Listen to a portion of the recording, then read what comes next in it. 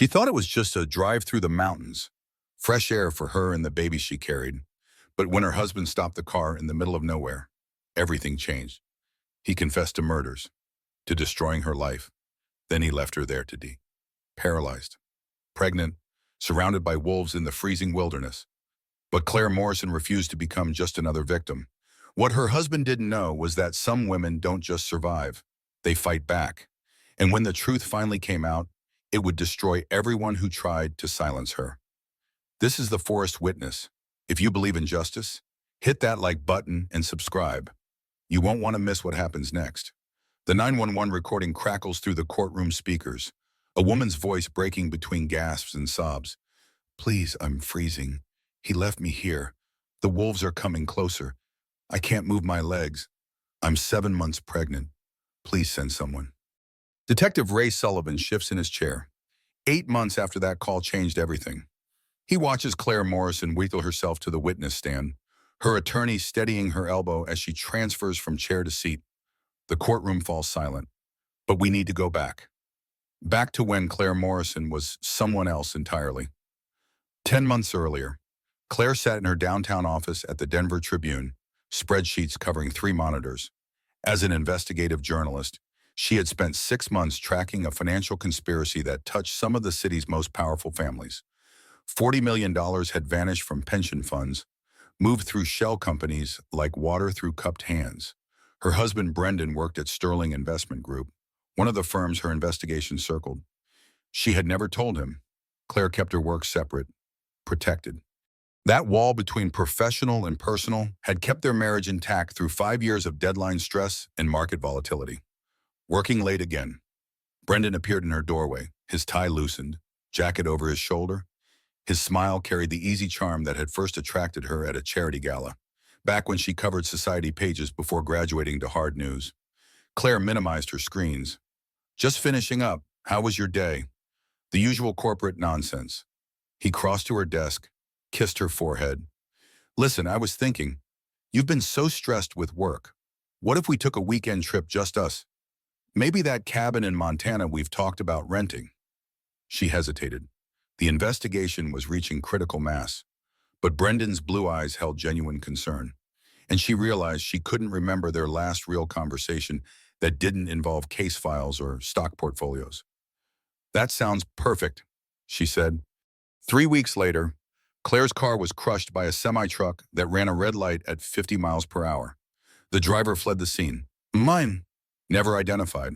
Claire survived with a fractured skull, broken ribs, and a severed spinal cord that left her paralyzed from the waist down. She woke in the hospital to 2 pieces of news she would never walk again. And she was pregnant. Brendan sat beside her bed, holding her hand. We'll get through this together, he promised.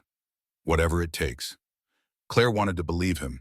She needed to believe him because the alternative, being alone and broken, terrified her more than any story she had ever chased. The pregnancy complicated everything. Her doctors debated whether her body could handle carrying to term. Claire insisted on trying. In her darker moments, she wondered if the baby was the universe's apology for stealing her legs. Her investigation died with her mobility. The Tribune assigned the story to another reporter who found nothing. Files disappeared. Sources went silent. Claire watched from her wheelchair as the conspiracy she had nearly exposed evaporated like morning fog. Maybe it's a sign, Brendan suggested one evening, helping her into bed. Maybe it's time to focus on family instead of chasing criminals. She nodded, too exhausted to argue. But something nagged at her, a journalist's instinct that whispered, pay attention. 2 months before that 911 call, Claire's parents died when their boat exploded on Lake Powell. The investigators ruled it an accident, a faulty fuel line. Claire grieved from her wheelchair. Unable to even attend the funeral due to pregnancy complications, Brendan handled everything. The arrangements, the estate, the endless paperwork. He was perfect, attentive, exactly what she needed. But perfect can be its own kind of lie. The Montana wilderness stretched endlessly beyond the SUV's windows, pine trees heavy with November snow. Claire sat in the passenger seat, her wheelchair folded in the back, 7 months pregnant and weary to her bones. Almost there, Brendan said, his hand steady on the wheel. They had been driving for 6 hours. the last two on progressively narrower roads. Cell service had vanished an hour ago. It's beautiful, Claire said, because it was. The late afternoon sun turned the snow golden, untouched except for animal tracks. Remote, though, are you sure the cabin has everything we need? Trust me. Brendan's smile didn't quite reach his eyes. I've thought of everything. Claire's hand rested on her swollen belly. The baby kicked, strong and regular. Her daughter, they had decided on the name Sarah, after Claire's mother. Another kick, as if in agreement. She's active today, Claire said. Brendan glanced at her stomach, his expression unreadable. She knows we're almost there. The road narrowed further, becoming little more than tire ruts in the snow. Claire gripped the door handle as the SUV bounced over frozen ground. Brendan, are you sure you know where you're going? Absolutely certain. Something in his tone made her skin prickle. She studied his profile, the set of his jaw, the way his knuckles whitened on the steering wheel. This was the face she had loved for 5 years, kissed 1,000 mornings, trusted with her life. The SUV stopped. Claire looked around. No cabin, no structure of any kind, just trees and snow and the beginning of twilight. Where's the rental? Brendan turned off the engine. The sudden silence pressed against her eardrums. There is no cabin. Claire. Her heart began to race. What are you talking about, Brendan? This isn't funny. He turned to face her fully, and she saw a stranger wearing her husband's face. You should have left it alone. The investigation, the files, all of it. The bottom dropped out of her world. You knew? Of course I knew. Did you think you were so careful hiding screens when I walked in? Password protecting files I've known for months what you were digging into. He laughed, bitter and cold. I'm the one who crashed your car. Claire, well, I paid someone to do it. Cost me $200,000, but it was worth every penny. Claire couldn't breathe.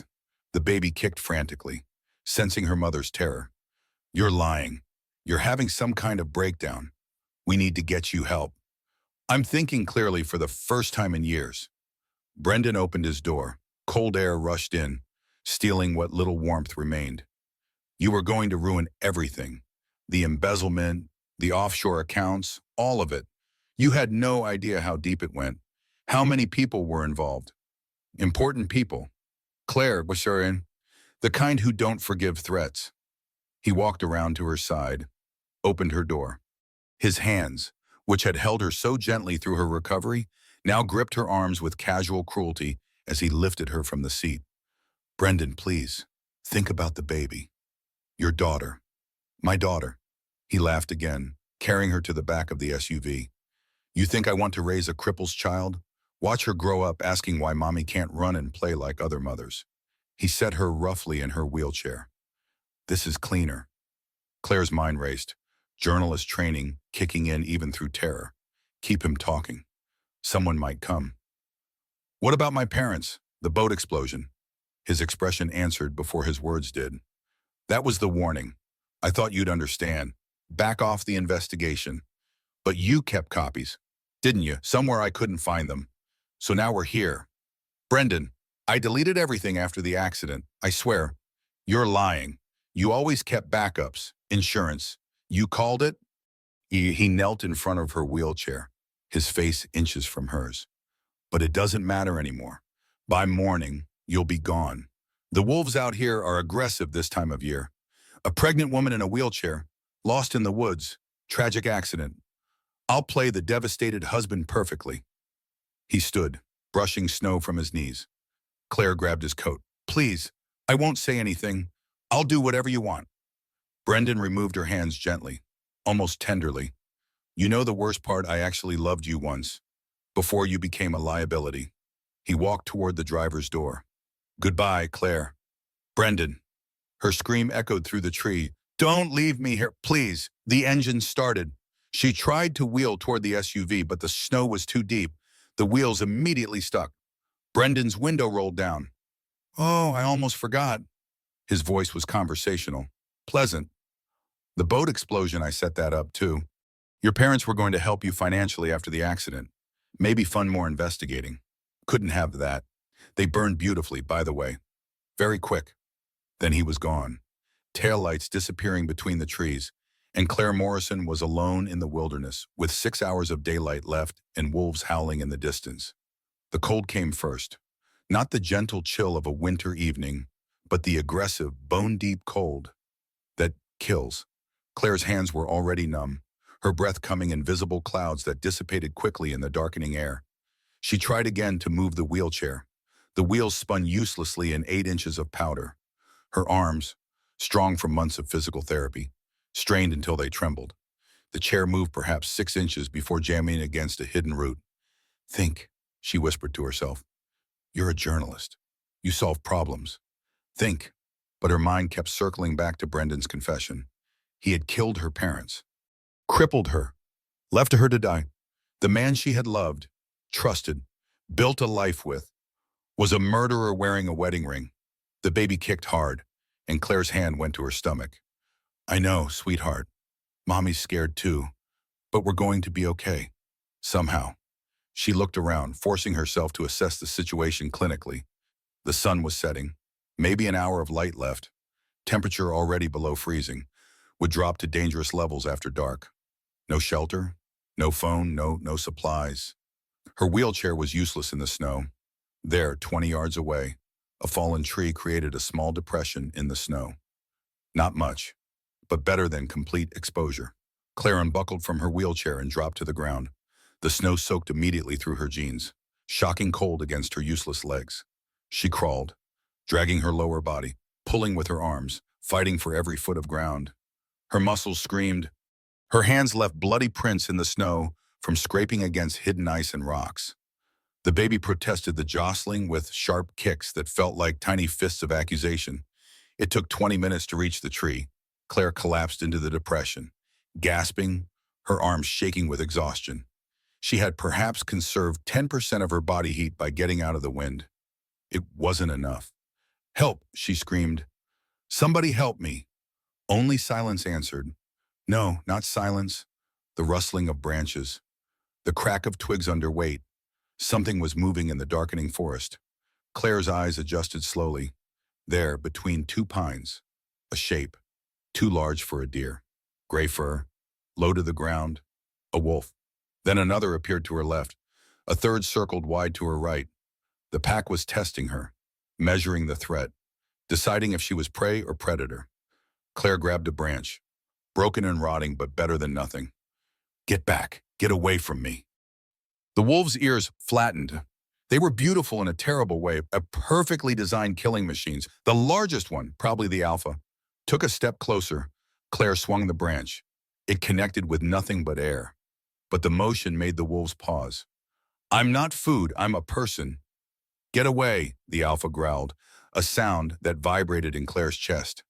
It took another step. Then a gunshot cracked through the twilight. The wolves scattered instantly, disappearing into the trees like smoke.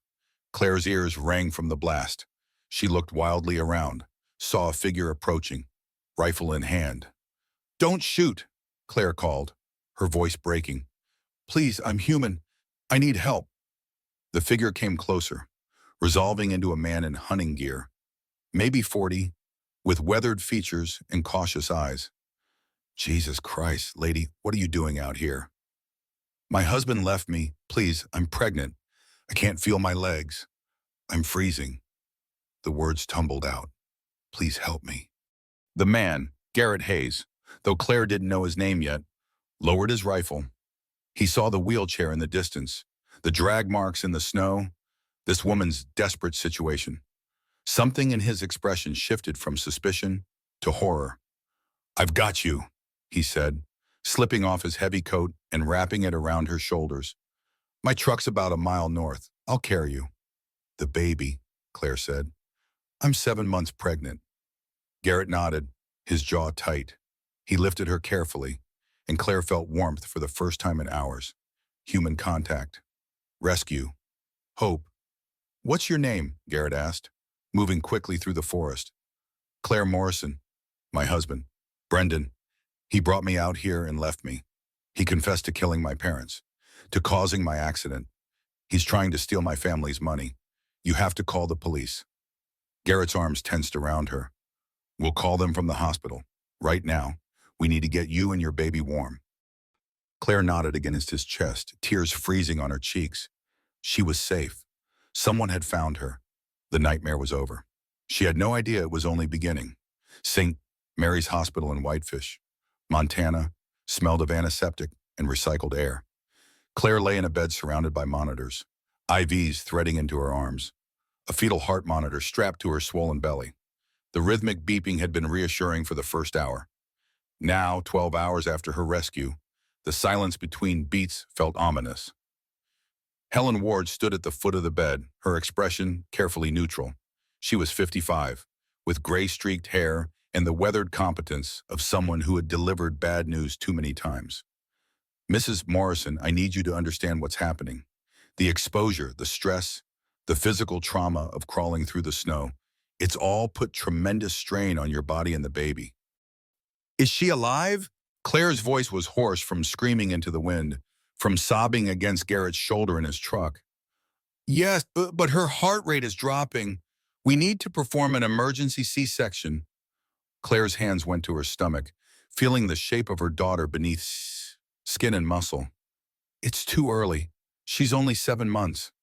If we don't deliver now, we'll lose her. Deolin Ward's voice softened. And possibly you too. Your body temperature was 89 degrees when you arrived. You have a frostbite on your fingers and toes. Your body is shutting down to protect your core organs. Do it, Claire whispered. Save her. Please save my baby.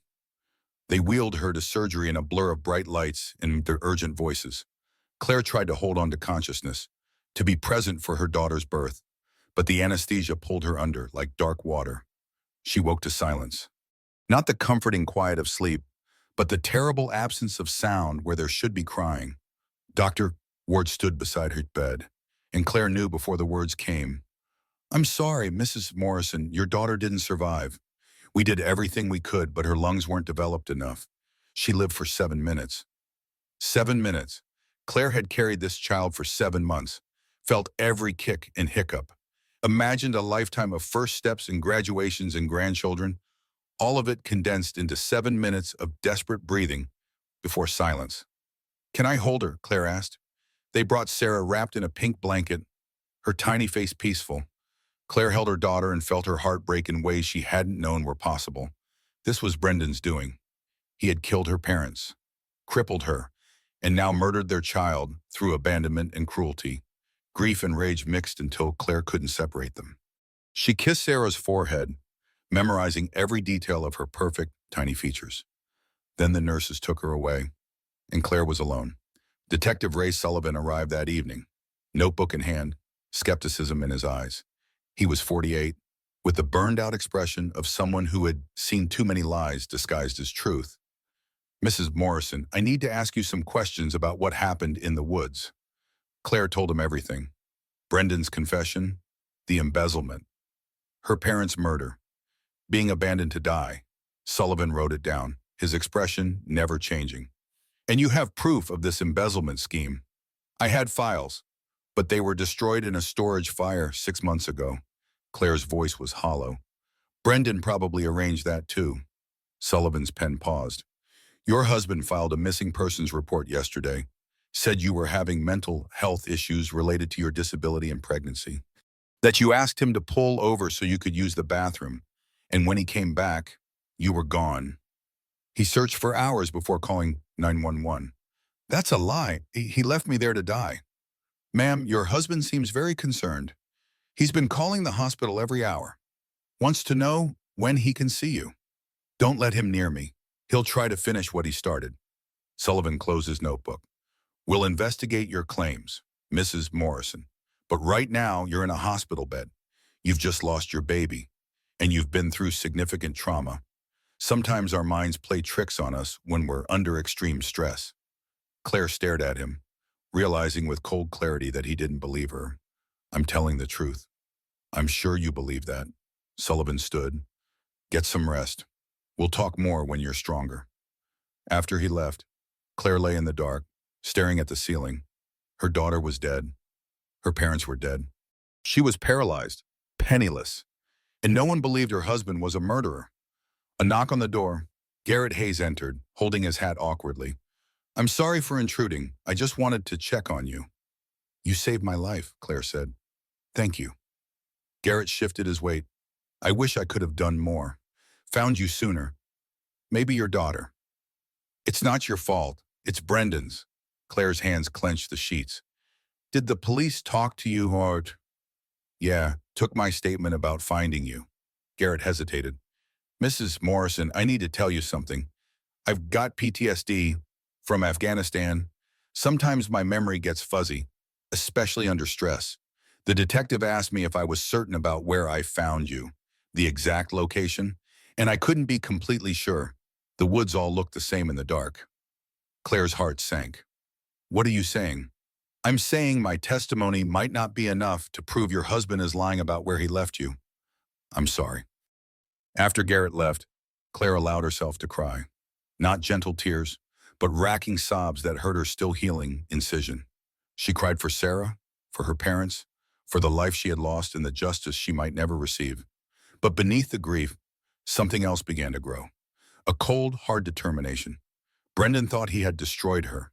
He was wrong. She was still alive, and she would make him pay. 3 months later, Claire sat in a courtroom, watching her case die by degrees. Her wheelchair was positioned beside the plaintiff's table, her attorney Marcus Reed at her side. The prosecutor had declined to file criminal charges, citing insufficient evidence. So Claire had filed a civil suit for wrongful death in attempted murder. It was going badly. Judge Patricia Lowell presided, a stern woman of 62 with silver hair and reading glasses that made her look like everyone's disapproving grandmother. What Claire didn't know, what Marcus would discover too late, was that Patricia Lowell was Brendan's godmother, a fact she had failed to disclose. Brendan sat at the defense table with his attorney, Natalie Brennan, a sharp-featured woman in her late 20s who had already shredded 2 of Claire's witnesses. Brendan looked appropriately somber in a dark suit, playing the grieving father perfectly.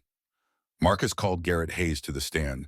Garrett wore his best clothes, but looked uncomfortable under the courtroom lights. His testimony started strong, recounting finding Claire in the snow, the wolves circling, her desperate condition. Then Natalie stood for cross-examination. Mr. Hayes, you were dishonorably discharged from the military, correct? Garrett's jaw tightened. Yes, for falsifying reports about enemy contact that never happened. That's not exactly what... Yes or no, Mr. Hayes? Whoosh, yes, but...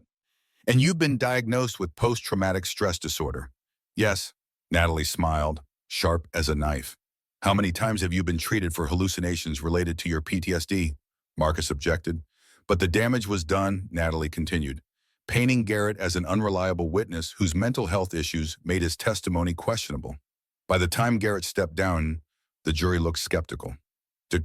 Helen Ward testified next, confirming Claire's injuries and the baby's death, but under cross-examination, Natalie forced her to admit that Claire had shown signs of depression during her hospital stay. Would you say Mrs. Morrison was mentally fragile after losing her baby? She was grieving, Dr. Ward said carefully. Grief can cause people to create false narratives. Can it? To assign blame where none exists? Objection, Marcus said, but Judge Lowell overruled it. The worst came when Detective Sullivan took the stand. He recounted Brendan's missing person report, his apparent concern for his wife's well-being. Did you find any evidence that Mr. Morrison abandoned his wife? Natalie asked. No, Morrison's story was consistent. His phone records show he called 911 within an hour of Mrs. Morrison disappearing, and Mrs. Morrison's claims about embezzlement. We investigated, found no evidence of financial crimes. Claire wanted to scream. The files had been destroyed. Brendan had covered his tracks perfectly, but Sullivan made it sound like she had fabricated everything. That afternoon, and Marcus received a devastating blow. The evidence he had been counting on. GPS data from Brendan's car that would prove he drove 40 miles past where he claimed to have stopped was ruled inadmissible by Judge Lowell. The chain of custody is questionable, Lowell said. I won't allow potentially tampered evidence to bias the jury, Marcus argued, but the judge's mind was made up. Claire watched her case crumble, piece by piece. Then Natalie dropped her bombshell. She called Brendan to the stand, and after establishing his version of events, She asked one final question. Mr. Morrison, I understand you have some personal news to share with the court. Brendan nodded, his expression carefully solemn. Yes, my partner, Natalie, is pregnant. We're having a child together. The courtroom erupted. Marcus objected furiously, but the damage was done. The jury saw a man moving on with his life, not a murderer.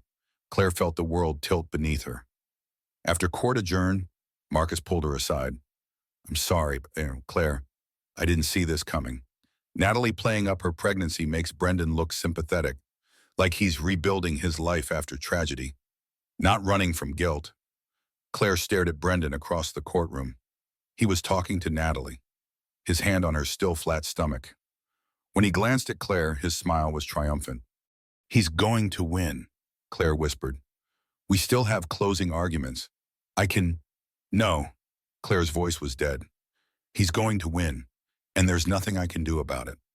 That night, alone in her small apartment, Claire sat by the window and looked at the city lights. She thought about Sarah, about her parents, about justice that seemed impossible to reach. She thought about giving up. The bottle of sleeping pills was in her bathroom cabinet. The therapist had prescribed them for her insomnia, for the nightmares where she heard Brendan's voice saying, "Goodbye, Claire," over and over. The bottle held 30 pills, more than enough. Claire wheeled to the bathroom, held the bottle. How easy it would be to swallow them all, to drift away, to end the pain. Brendan would have won completely. He would take her family's money, raise his new child, and she would be just another tragic statistic. Her phone rang. Claire almost didn't answer, but some instinct made her check the caller ID. Unknown number. Hello, Mrs. Morrison, this is Marcus Reed. Not your lawyer, the other one, the podcaster. Claire's mind struggled to switch gears. There was a true crime podcaster named Marcus Reed who had been trying to contact her for weeks. She had ignored his calls, not wanting to relive her story for entertainment. What do you want? I've been investigating your case, and I think I can prove Brendan is lying, but I need your help. Can we meet? Claire looked at the pill bottle in her lap, then at the phone. A lifeline, maybe? Or maybe just another disappointment waiting to happen. Yes, she said. We can meet. She put the pills back in the cabinet. Not tonight, maybe not ever. She had one more fight left in her. Marcus Reed's office was exactly what Claire expected, a cramped space above a coffee shop.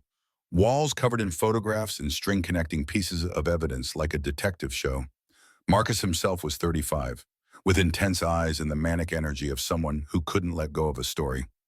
Thank you for coming, he said, clearing papers from a chair so Claire could wheel closer to his desk.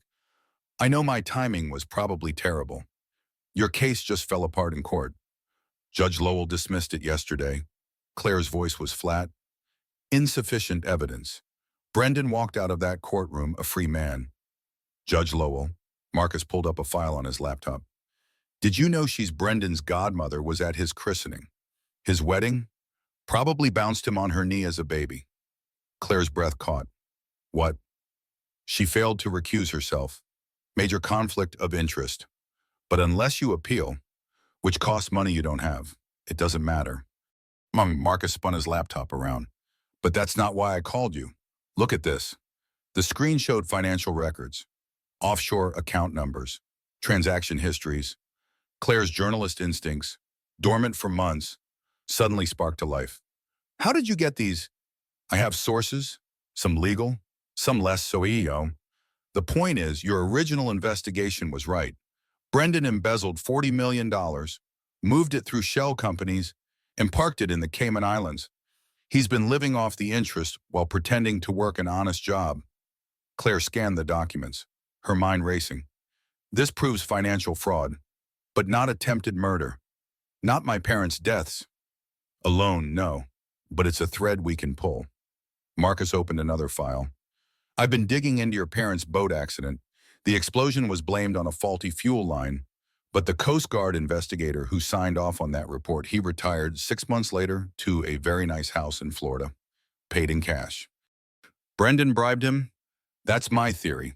I'm trying to track down the investigator for an interview, but he's not returning calls.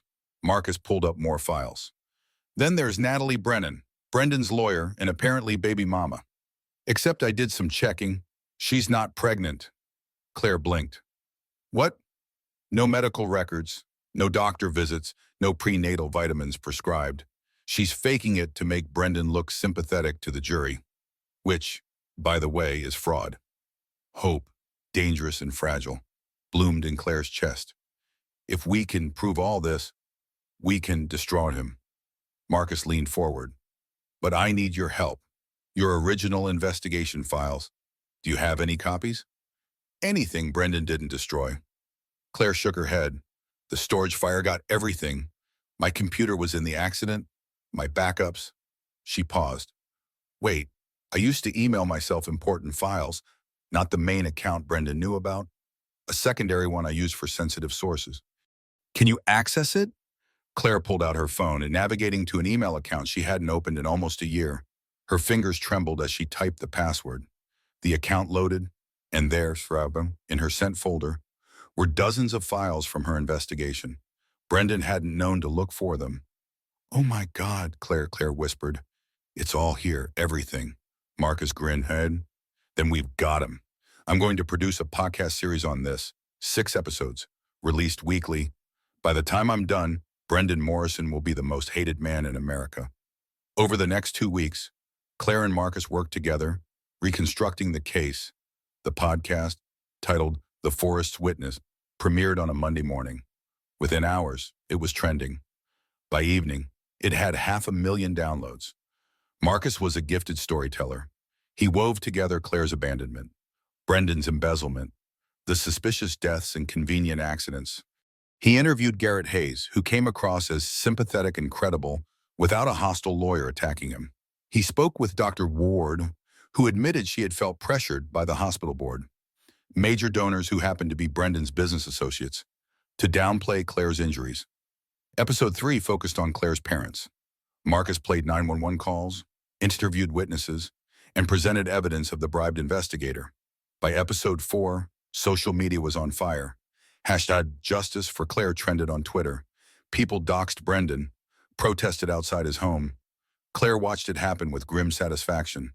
Brendan was being destroyed in the court of public opinion. His employer put him on leave. Friends abandoned him. The perfect life he had built on her suffering was crumbling. Then Brendan fought back. His lawyers filed a massive defamation suit against Marcus and Claire, seeking $50 million in damages. They got a restraining order, forcing Marcus to pull the podcast offline. Episodes 4, 5, and 6, the ones with the most damaging evidence, disappeared before most people could hear them. Marcus called Claire, his voice defeated. I'm sorry, my lawyers say I can't continue. The legal fees alone would bankrupt me. Claire sat in her apartment, staring at her phone. She had been so close. The truth had been reaching millions of people, and now it was being silenced again. Her phone buzzed. A text from an unknown number. Thought you could ruin me, I'm untouchable. Give up, Claire. You've already lost everything. Don't make me take what little you have left. Brendan, taunting her, reminding her that he held all the power.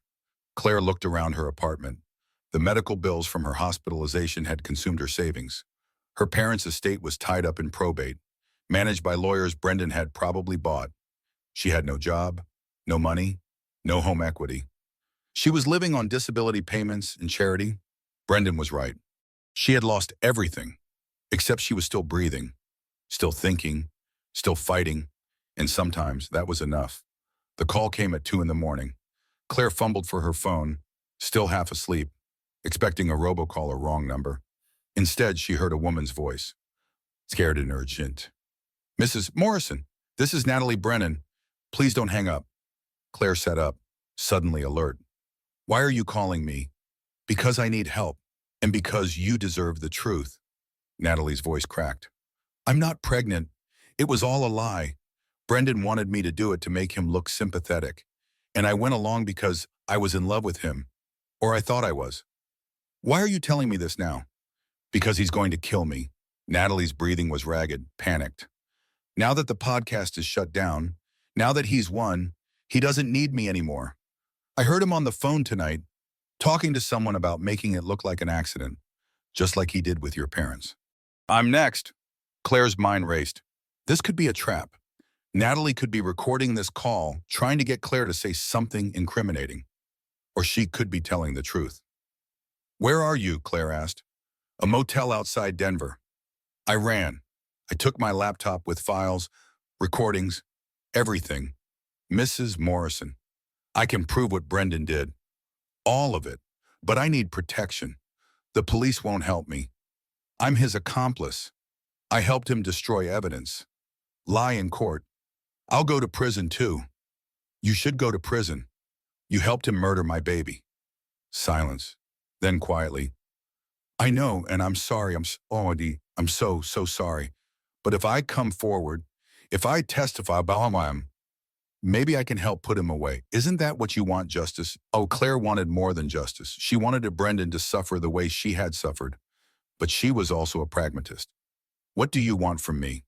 I want to give the evidence to that podcaster, Marcus Reed. But Brendan has people watching him. I need you to be the intermediary. Meet me, take the files, get them to Marcus. Please.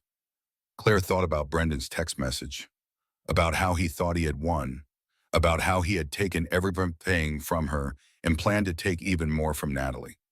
Send me the address. Claire said, I'll come. 2 hours later, Claire wheeled herself into a dingy motel parking lot. Natalie had texted a room number. Claire knocked, and the door opened immediately. Natalie looked terrible. Dark circles under her eyes, her hair uncombed, her hands shaking. Thank you for coming. I wasn't sure you would. Show me the evidence. Natalie opened her laptop. Claire saw files, spreadsheets, audio recordings. Natalie clicked one, and Brendan's voice filled the room. The old man's death needs to look natural. No explosions this time. Too obvious. Maybe a heart attack. You can arrange that, right? Another voice, unfamiliar. It'll cost you. I don't care. Just make it clean. Natalie paused the recording. That's Brendan talking about killing Judge Lowell's husband. The judge was going to recuse herself from your case. Felt guilty about the conflict of interest. Brendan had her husband killed to keep her loyal. Claire felt sick. When was this? 3 months ago. The husband died of a supposed heart attack 2 weeks later. The judge stayed on your case, threw out the GPS evidence, dismissed everything. She was too scared to do otherwise. Claire stared at the laptop, at proof of conspiracy and murder. Why didn't you come forward before? Natalie's eyes filled with tears. Because I loved him, and I thought he loved me. But tonight, I heard him planning my death the same way, same cold calculation, same lack of remorse, and I realized I was just another tool to him, to be discarded when I was no longer useful. Claire understood that feeling. The betrayal of someone you trusted, the moment you realized love was just manipulation. There's more, Natalie said, opening more files. Bank records showing bribes, emails between Brendan and his accomplices, text messages about your parents' boat explosion, about sabotaging your car, everything. Will you testify? Natalie nodded. If I get immunity, I won't go to prison for him, but I'll tell the truth, all of it. Claire took the flash drive Natalie offered, the weight of it somehow heavier than it should be. This was everything. This was justice. Go to the police, Claire said. Ask for Detective Sullivan. Tell him everything. I'll get this to Marcus. Natalie grabbed Claire's hand. Thank you. And I'm sorry for everything. Claire pulled away. Sorry doesn't bring back my baby, but it's a start. She left the motel and immediately called Marcus. Within an hour, they had copied the files and uploaded them to secure servers. By morning, they would be everywhere. Brendan thought he had silenced the truth. He was wrong. The truth was about to scream. The story broke like a dam bursting. Marcus released the new evidence on every platform simultaneously: his podcast, social media, news outlets he had contacted. Within hours, major networks were covering it. By evening, Brendan Morrison's face was on every television screen in America, labeled not as a bereaved husband, but as a suspected murderer. The recordings were damning. Brendan's voice, cold and calculating, discussing murders like business transactions. The financial records showed a web of corruption involving not just Brendan, but a dozen other wealthy Denver businessmen. The conspiracy Claire had been investigating a year ago was finally exposed. Claire watched from her apartment as protesters gathered outside Brendan's building. She watched as FBI agents executed search warrants. She watched as Natalie Brennan, looking terrified but determined, walked into the federal courthouse with her lawyer to give testimony. The media circus was overwhelming. Claire's phone rang constantly with interview requests. News vans parked outside her building.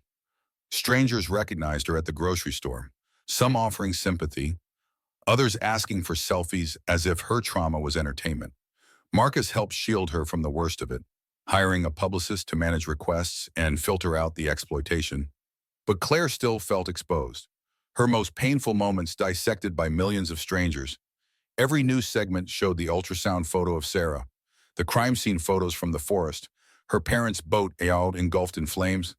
"How are you holding up?" Marcus asked during one of his daily check-ins. "I don't know, Sut," Claire admitted. "I wanted people to know the truth, but I didn't think about what it would feel like to have my entire life turned into a spectacle. We can pull back if you need to. You don't owe anyone your story." But Claire knew she couldn't pull back now. Other victims were coming forward. Women who had faced similar betrayals. People who had lost loved ones to Brendan's conspiracy. Her pain had become a lighthouse for others navigating their own darkness. Detective Sullivan called. "Mrs. Morrison, I owe you an apology. I should have believed you from the beginning." "Yes, you should have. For what it's worth, I'm resigning.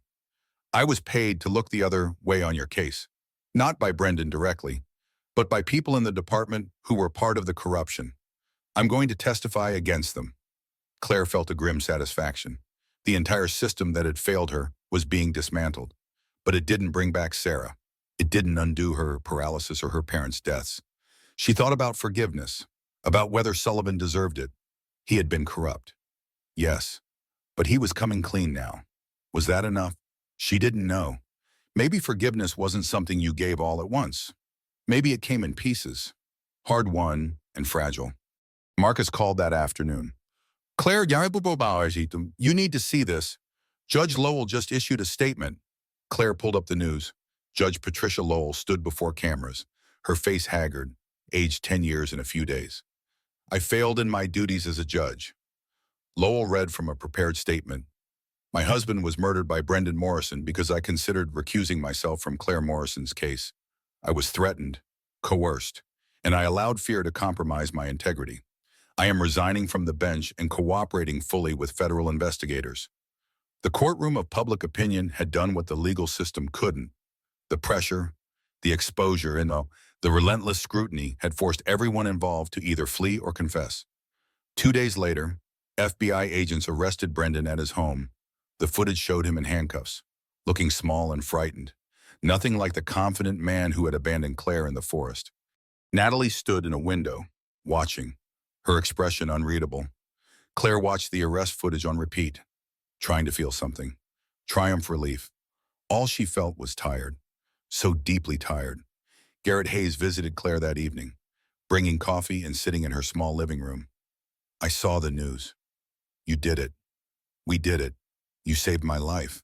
Marcus uncovered the truth. Natalie provided the evidence. "This was never just me. But you started it. You refused to give up, even when everyone told you to." Garrett paused. "How does it feel?" Claire considered the question. "Empty. I thought I'd feel triumphant, vindicated. But Sarah is still dead. My parents are still gone. I'm still in this wheelchair. Justice doesn't undo the damage." "No," Garrett agreed. "But it prevents more damage. Brendan would have kept killing, kept stealing. You stopped him." They sat in comfortable silence. Claire had thought, briefly, that she and Garrett might build something together. Two broken people finding solace in shared trauma. But she could see now that wasn't healthy for either of them. They were friends, fellow survivors, but not lovers. "I'm going back to therapy," Garrett said, as if reading her thoughts. "Real therapy, dealing with my PTSD properly. I can't be what you need, and you can't be what I need. Not yet. Maybe not ever. I understand." Claire meant it. "Thank you for being honest." After Garrett left, Claire sat by the window and watched the city, Somewhere out there, Brendan was in a jail cell, facing multiple murder charges, conspiracy, fraud, embezzlement. He would spend the rest of his life in prison. That knowledge should have brought satisfaction. Instead, Claire felt hollow. She thought about all the questions people ask when tragedy strikes. Why me? What did I do to deserve this? How do I move forward? The truth was, she hadn't deserved any of it. The accident, the betrayal, losing Sarah. None of it was fair or just or meaningful. It simply was. But she had survived, and survival, she was learning, was its own form of victory. Even if it didn't feel like winning. 6 months later, Claire sat in a different courtroom. A new judge presided, carefully vetted to ensure no conflicts of interest. Brendan sat at the defense table, thinner now, his expensive suit unable to hide the gauntness that prison had carved into him. The prosecution had built an overwhelming case. Natalie's testimony, the recordings, the financial evidence, all of it pointed to a conspiracy of staggering scope. Brendan wasn't just on trial for attempting to murder Claire. He faced charges for the deaths of Claire's parents, Judge Lowell's husband, and 3 other people who had threatened to expose the embezzlement scheme. The courtroom was packed daily with spectators, journalists, and victims' families. Claire recognized some faces from support groups, women who had survived their own domestic violence situations and came to witness justice being served. Their presence gave her strength. Claire took the stand on the 3rd day. The prosecutor, a sharp woman named Elizabeth Barrett, guided her through her testimony. Claire spoke about the night in the forest, about Brendan's confession, about losing Sarah. She kept her voice steady, refusing to cry, refusing to give Brendan the satisfaction of seeing her broken.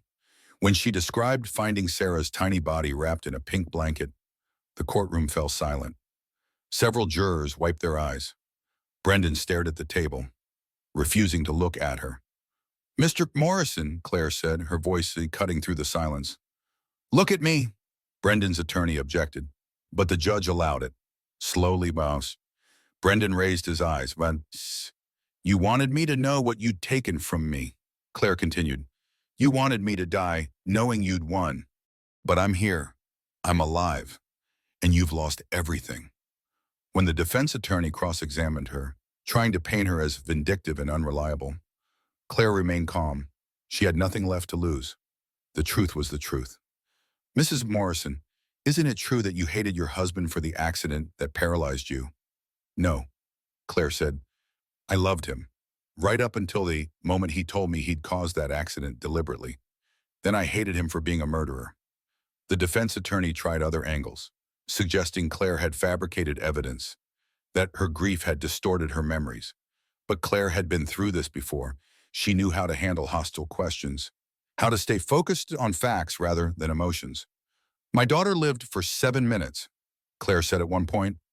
"I counted every second. I remember her weight in my arms, the shape of her tiny fingernails. You can question my memory of other things, but not that. Never that."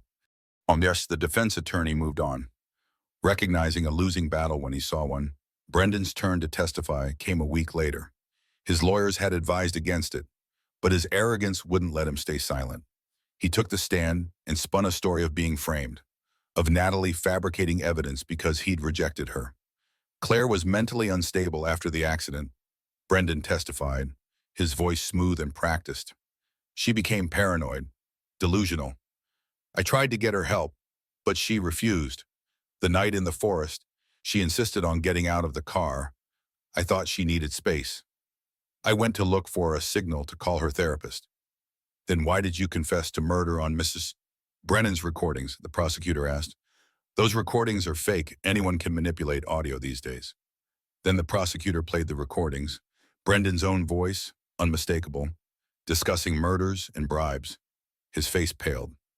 He tried to explain them away, claiming they were taken out of context, that he was discussing a movie script, a novel he was writing. The jury's expressions hardened with each excuse. They weren't buying it. The prosecution presented phone records showing Brendan had called known criminals, financial records proving he'd received Claire's parents' estate, evidence of the bribes paid to Detective Sullivan, the Coast Guard investigator, the hospital board members. One particularly damning piece of evidence was Brendan's search history. In the weeks before abandoning Claire, He had researched hypothermia death rates, wolf attack patterns in Montana, and how long a paralyzed person could survive in sub-zero temperatures. That's just research, Brendan insisted. I was concerned about Claire's safety, so concerned that you left her alone in the wilderness. Elizabeth Barrett's voice dripped with sarcasm. Natalie testified last. She had lost weight, her once sharp features now gaunt. Prison jumpsuit had been replaced with a simple gray dress, part of her immunity deal. She looked directly at Claire as she was sworn in, her expression carrying an apology that words could never fully express. Ms. Brennan, please describe your relationship with the defendant. Natalie's voice was steady but quiet. I was Brendan's attorney and his lover. He told me Claire was mentally ill, that she had made false accusations against him. I believed him because I wanted to believe him. She detailed Brendan's crimes, her own participation, the web of lies they had constructed. She admitted to faking the pregnancy, to helping suppress evidence, to coaching Brendan on how to appear sympathetic. When did you realize Mr. Morrison was actually guilty? When I heard him planning to kill me the same way he'd planned the other murders. Cold, calculated, no remorse. Natalie's hands trembled. I realized I wasn't his partner. I was his accomplice, and accomplices become liabilities. When asked why she came forward, she looked directly at Claire. Because I realized I'd helped him destroy an innocent woman's life. I helped him murder a baby. I can never undo that. But I could stop him from doing it to anyone else. The defense attorney tried to discredit Natalie, pointing out her immunity deal, suggesting she was testifying to save herself. But the recordings, the documents, the evidence spoke louder than her motives. The trial lasted 3 weeks. Each day, Claire wheeled herself into court, sat through testimony, faced Brendan's presence. She watched victims' families testify about loved ones lost to Brendan's greed. She saw the full scope of the conspiracy she had uncovered, the lives destroyed by one man's ambition. On the final day of testimony, the prosecution played a recording Claire hadn't heard before. Brendan's voice, talking to an unknown accomplice. The baby's better off not being born anyway. Can you imagine me changing diapers for a cripple's kid? This way is cleaner. One problem solves another.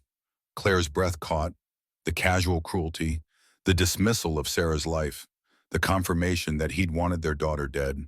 She had known it intellectually, but hearing him say it shattered something inside of Marn. Garrett, sitting in the gallery, saw her face crumble. He moved forward, but Claire held up a hand.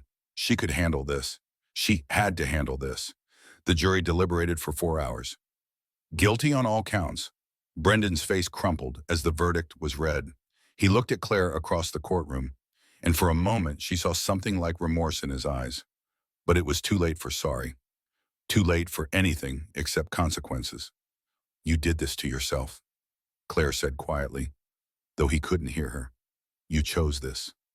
The sentencing came 2 months later. Life in prison without possibility of parole. Additional consecutive sentences for each murder, each count of fraud.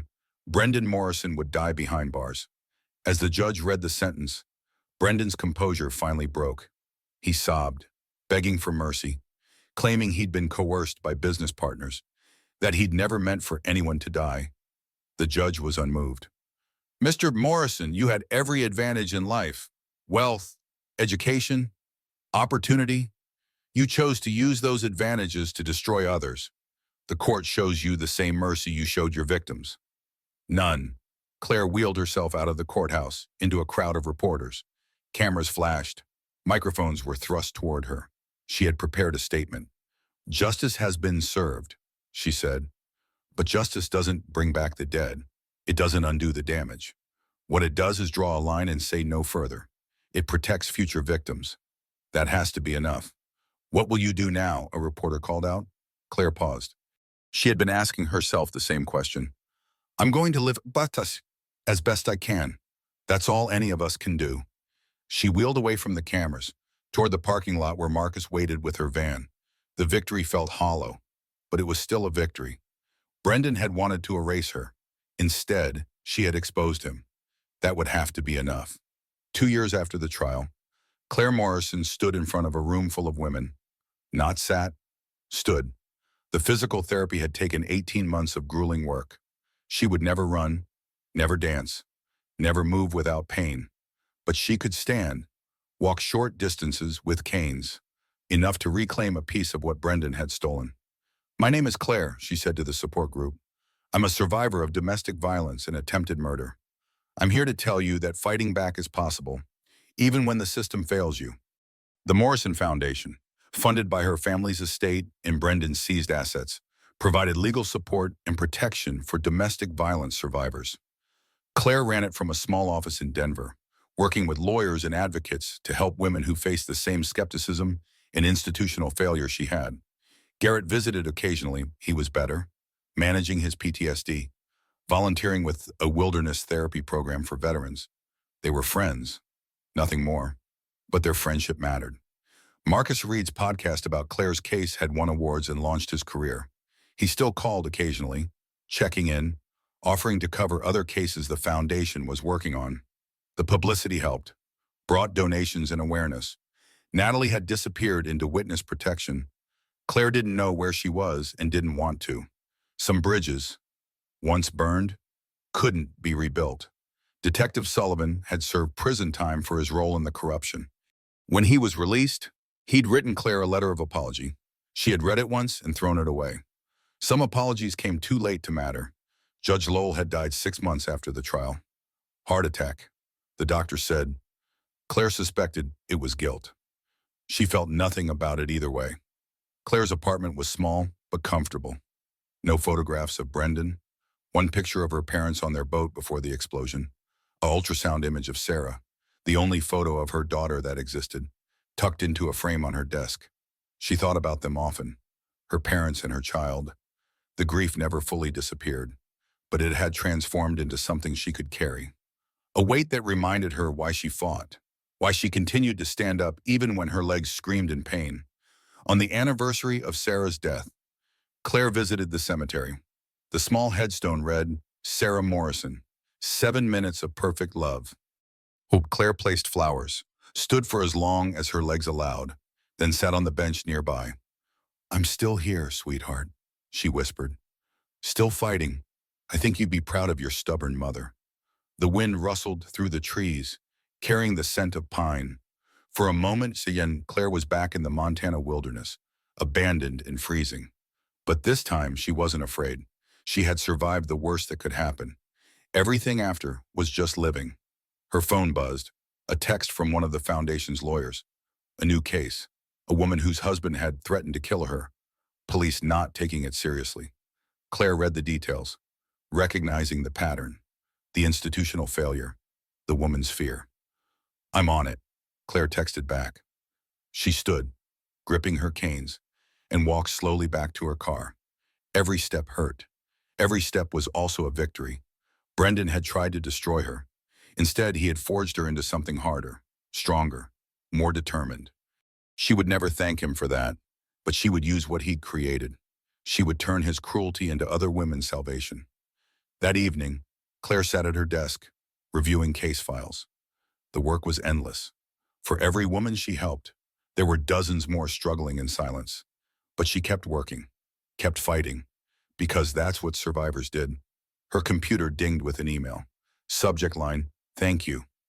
Mrs. Morrison, you don't know me, but your foundation helped me escape my abusive husband last month. I'm safe now, in a new city, starting over. I wanted you to know that you saved my life. People like you, who refuse to give up, who fight for strangers. You're the reason I'm still alive. Thank you." Claire read the email twice, then saved it in a folder labeled, "Why We Fight." There were hundreds of emails in that folder, testimonies from survivors, stories of escape and recovery, proof that her suffering had meaning beyond revenge. She thought about this question reporters always asked, "Do you forgive Brendan Morrison?" The answer was complicated. She didn't forgive him for the murders, the betrayal, the cruelty. Those were unforgivable. But she had released the corrosive need for his suffering to balance her own. His punishment was justice, not vindication. She didn't need him to hurt for her to heal. Claire closed her laptop and wheeled to the window. Denver sparkled below, millions of lights representing millions of lives. Some of those lives were in danger. Some were fighting battles no one else could see. She couldn't save everyone, but she could save some, and maybe that was enough. The phone rang, another case, another woman needing help. Claire answered, her voice steady and sure. Morrison Foundation, how can I help you? Because in the end, that was what mattered. Not the victory over Brendan, not the justice system finally working, not even her own recovery. It was the simple act of reaching back after you'd climbed out of hell, offering your hand to the next person trying to escape. Claire Morrison had been abandoned in a forest to die. She had lost her child, her parents, her ability to walk, everything that defined her life. But she was still here, still breathing, still fighting, and that made all the difference.